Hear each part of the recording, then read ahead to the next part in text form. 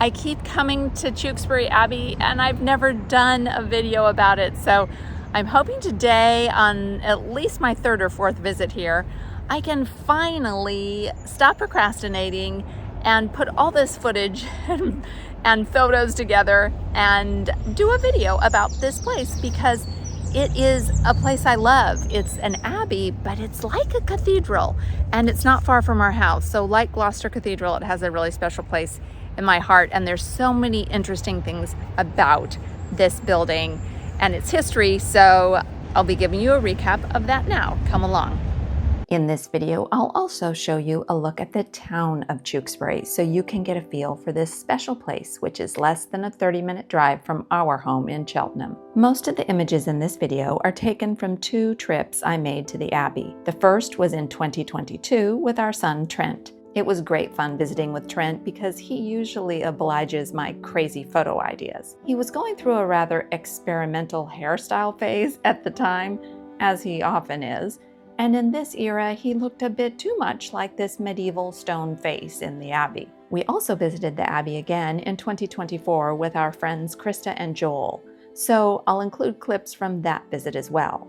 But first, let's start with an overview of the town of Tewkesbury. Tewkesbury is a small medieval market town in Gloucestershire, famous for 2 things: its spectacular Norman Abbey and a decisive battle in the War of the Roses.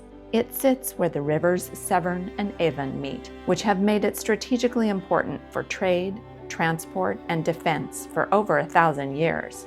The town's roots go back to the 7th century, when a Saxon hermit supposedly founded a religious settlement here.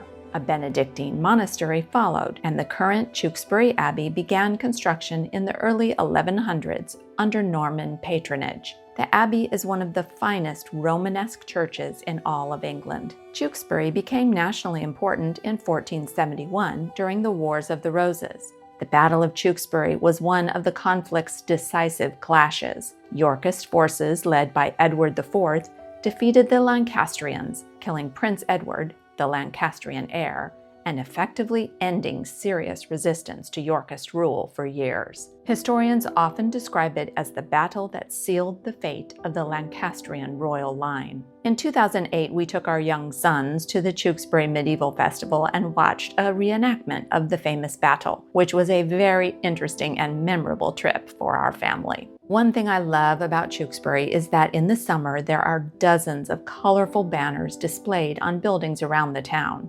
They are hand-painted medieval street banners which represent families from the 1471 Battle of Tewkesbury. The town itself still feels deeply medieval.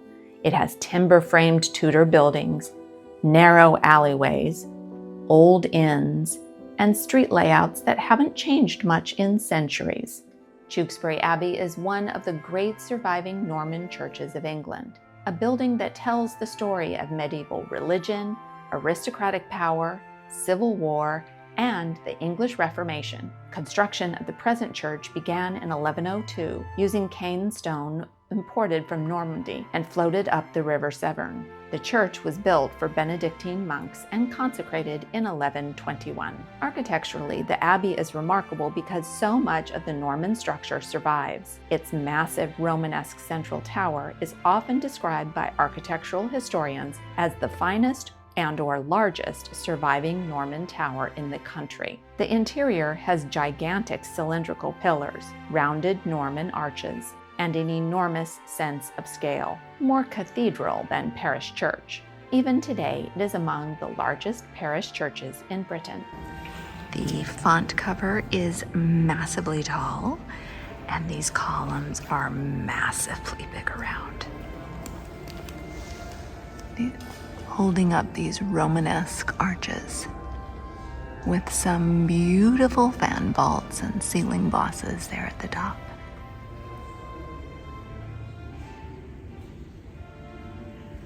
And I love that they're still painted different colors. As I've said before, I love a massive old wood door that has a little door within it. The pulpit is beautiful. It has all this carving and then a combination of stone just beautiful artistry. I've seen lots of brass lecterns, but this one is very elaborate.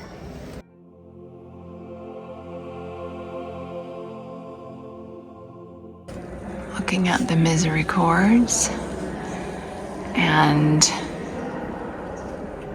some of them are very cheeky, including this one who's showing off his butt cheek.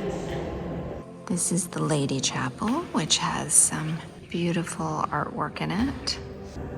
Paintings, mosaics, stained glass of the Virgin Mary, and sculpture.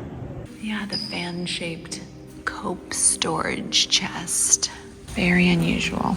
During the Middle Ages, the abbey became extremely wealthy and politically influential. Noble families, especially the Clares and Despensers, treated it almost as a dynastic mausoleum. The abbey contains some of England's finest medieval tombs, including the ornate Despenser tombs and the striking canopied tomb of Hugh Despenser and Eleanor de Clare. Many of the later Gothic additions, especially the choir and chapels, were funded by aristocratic patrons in the 14th century. Tewkesbury has been called the Westminster Abbey of the feudal barony because of its fine collection of chantry chapels. Throughout the centuries, it has been supported by noble families who richly embellished the cathedral. Many of them lie buried in the abbey, including Lord Edward Despenser, a valiant knight who served with the Black Prince, Edward Plantagenet, Prince of Wales, who died at the Battle of Tewkesbury, and Robert Fitzroy, the illegitimate son of King Henry I, who built the central tower and became the Earl of Gloucester. The abbey narrowly escaped destruction during Henry VIII's dissolution of the monasteries in 1539 and 1540. Most monasteries in England were dismantled, but the townspeople of Tewkesbury pooled resources and bought the abbey church from the crown for £453. Because it became the town parish church, the main structure survived, while many surrounding monastic buildings were demolished for building materials. Historians often point to Tewkesbury as one of the great survivor abbeys of England. The Milton organ was built in 1637 for Magdalen College, Oxford. It was later removed to Hampton Court on orders of Oliver Cromwell, and was allegedly played by the poet John Milton. It went on to be returned to Magdalen College and then purchased in 1736 by Tewkesbury Abbey, where it now resides. World War I monument, war memorial with French and American flags on either side.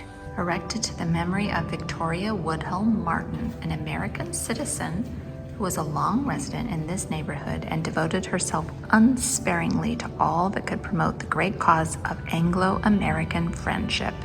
I would love for someone to say that about me when I die.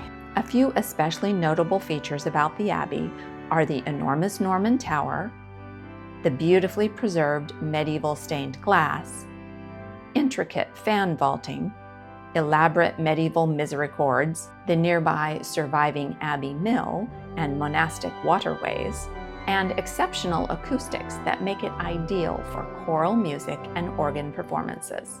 Here are another couple quirky things that I have to report from my visits to the Abbey. This super skinny door on the outside of the Abbey looked like a priest entrance, which made me joke that no fat vicars are allowed in this parish. Speaking of the choir, on one of our visits, I caught a glimpse of the choir director in the choir and was taken by his magenta robes. Definitely earned extra bonus points from me.